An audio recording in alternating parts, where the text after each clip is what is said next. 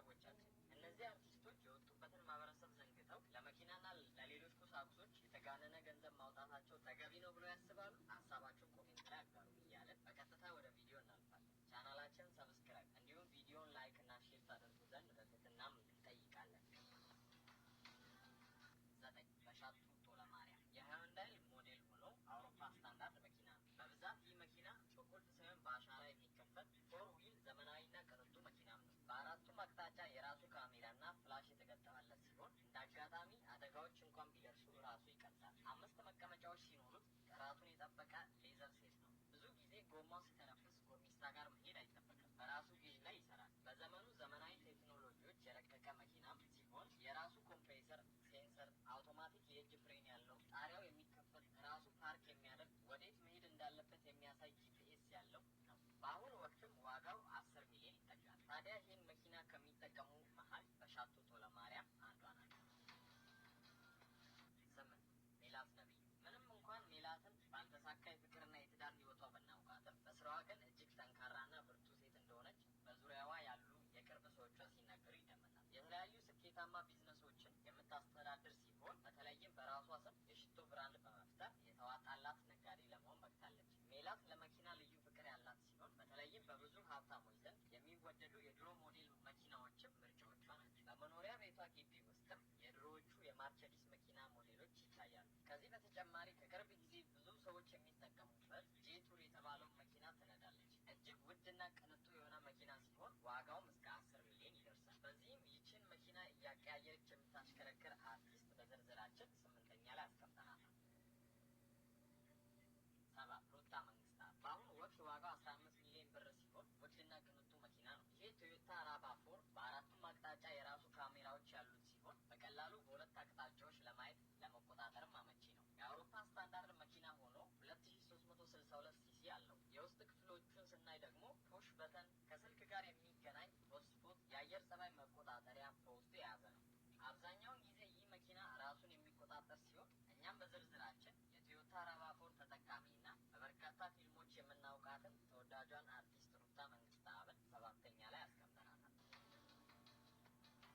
6 ሃይሉክስ ተጠቃሚዋ ሰላም ተስፋዬ የ2021 ሞዴል ባለ አንድ ገቢና መኪና ሲሆን ሃይሉክስ መኪና እጅግ ቅንጡ የሚባል ነው። አብዛኛውን የእነዚህ መኪናዎች ከፊትና ከኋላም የራሳቸው ሴንሰር ያላቸው ሲሆን በሀገራችን ኢትዮጵያ ደግሞ ብዙውን ጊዜ ሀብታሞች የሚጠቀሙት የቅንጦት ተሽከርካሪ ነው። ባለ 4 በር ሆነው ሁለቱ በሮቹ ተከፋቾችም ናቸው። 1591 ሲሲ ኤሲ ዲጂታል ያለውና ዘመናዊ ቅንጡ መኪና ሲሆን በሁሉም አቅጣጫ የሚቀርጽ 4 ካሜራዎች አሉ። 5 ሲሊንደር ኢንጂን የያዘ መኪና ነው። ይህ ጥራቱን የጠበቀ ሃይሉክስ መኪና ዋጋው 2024 ላይ 18 ሚሊዮን የኢትዮጵያ ብር አካባቢ ነው።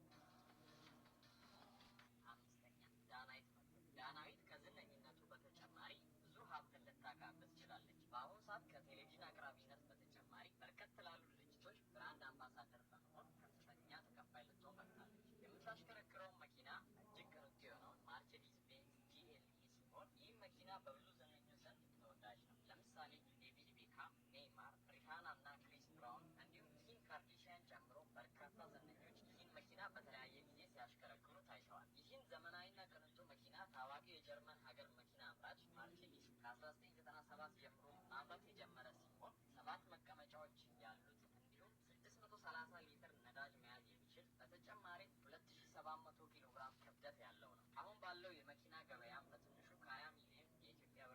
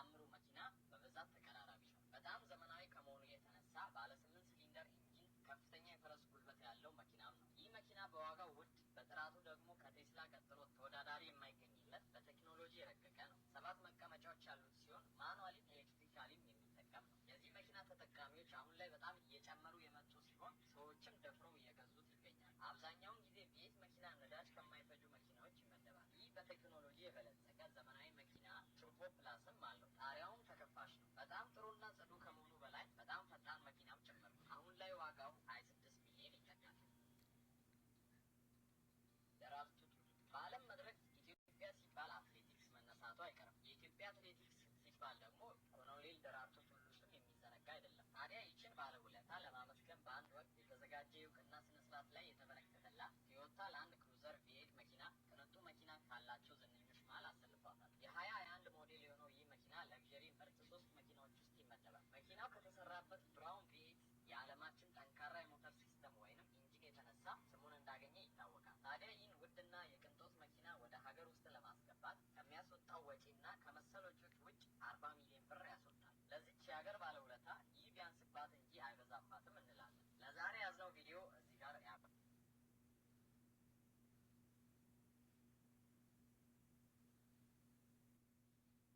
የሚያሳይ ጂፒኤስ ያለው ነው።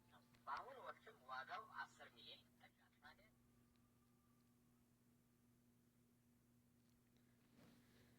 እናንተ የሀገራችን ባለሀብቶች ምን የ20 ምናምን ሚሊዮን የ10 ምናምን ሚሊዮን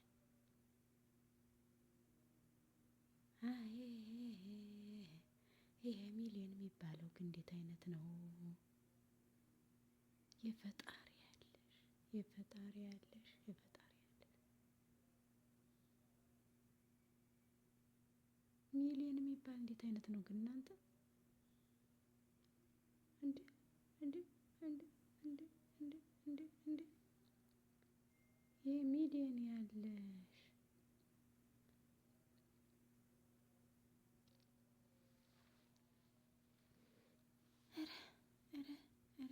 ኧረ ሚሊዮን የ20 ሚሊዮን የ10 ምናምን ሚሊዮን ደግሞ ከ26 በላይ ሚሊዮን 40 ሚሊዮን። ቆይ ግን ቤታቸው እንዴት ሊሆን መኪናቸው የ40 ሚሊዮን የ20 ሚሊዮን የሆነ